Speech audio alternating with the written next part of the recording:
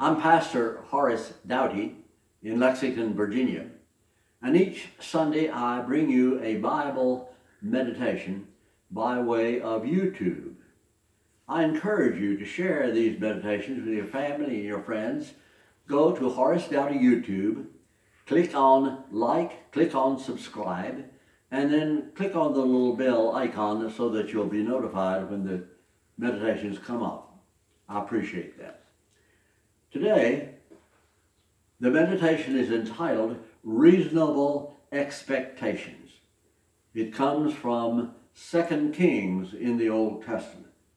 And it is a Bible story filled with lessons that we need today. Naaman, the great Syrian hero and warrior, had contracted leprosy. In that day, there was no disease so feared and so dreaded. Eventually, Naaman would be strictly quarantined. Social distancing was not enough. This powerful leader would sit in isolation as his limbs decomposed, ending in a prolonged and hideous death experience. But a little slave girl in his household had some good news. She knew about Elisha, the prophet of God, back in her home country. She said, "I think he can heal you, Master." Now, wonder of wonders, this great man listened. He paid attention. He made immediate plans for a trip from Syria to Israel. And there is our first lesson. Sometimes the most valuable advice may come not from the top of society, but from the bottom.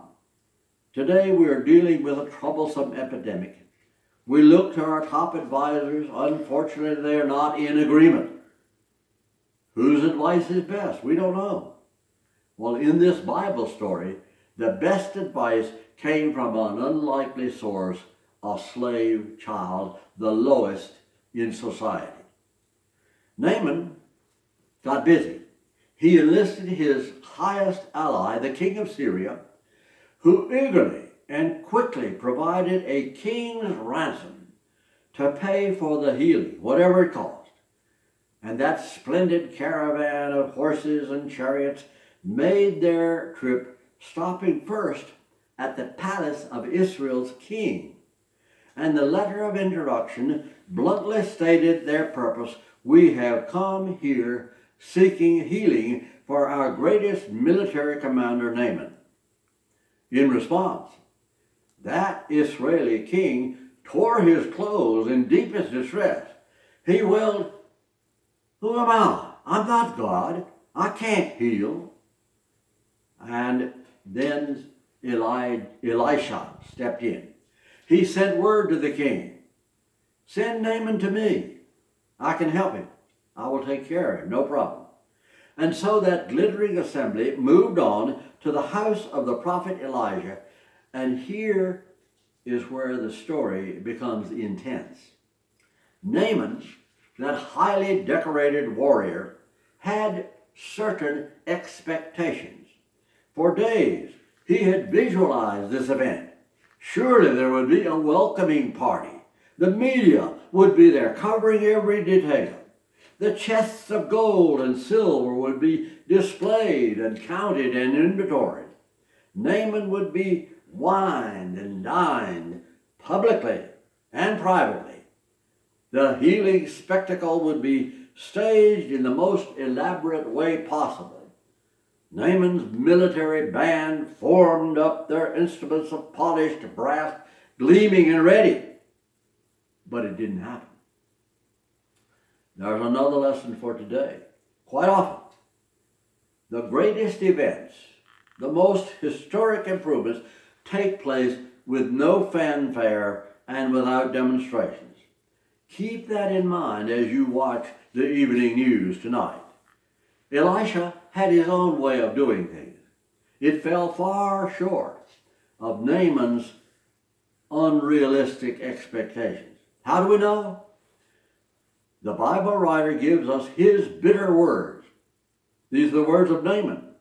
I thought at least the prophet would come out and greet me. I expected him to wave his hand over my leprosy and call loudly upon his God to heal me. But no, all Naaman is told, all he does is order me to dip myself in that muddy creek that they call the Jordan River. The streams of Syria are superior.